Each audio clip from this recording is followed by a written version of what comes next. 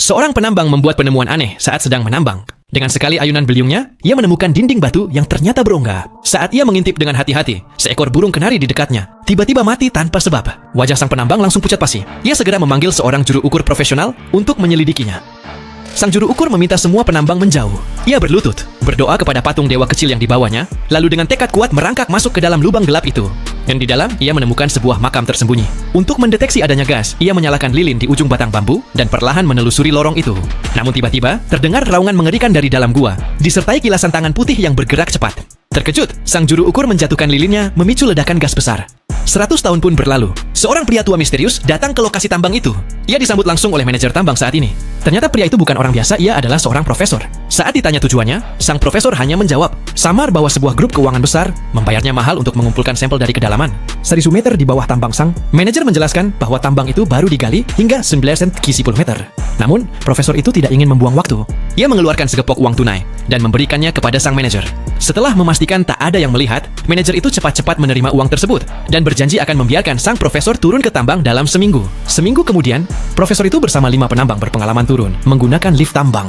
Semua tampak senang karena mendapat bayaran ekstra tanpa tahu bahwa ini akan menjadi perjalanan tanpa kembali. Mengikuti petunjuk dalam buku catatannya, profesor berhenti di terowongan buntu dan menyuruh pemimpin tim, Roland, memasang bahan peledak di sana. Menurutnya, sesuatu yang penting mungkin tersembunyi di bawah batu tersebut. Para penambang menertawakannya batu itu padat dan mustahil ditembus.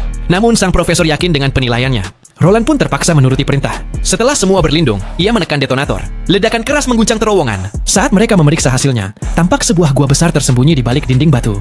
Belum pernah menghadapi situasi seperti itu. Tak seorang pun berani turun lebih dulu. Profesor memerintahkan Roland, tapi Roland malah merebut buku catatan sang profesor dan melemparkannya ke bawah. Curiga buku itu menyimpan rahasia penting.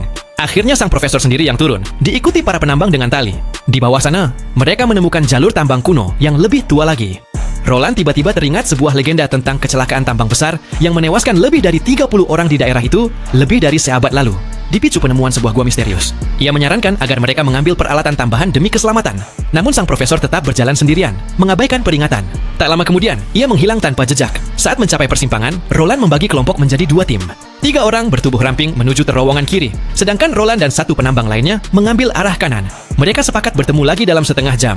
Tim kiri menemukan banyak mayat kering, kemungkinan para penambang yang tewas 50 tahun lalu.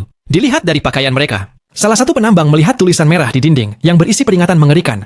Ada monster menakutkan yang menghuni gua ini. Siapapun yang masuk, larilah sekarang atau mati.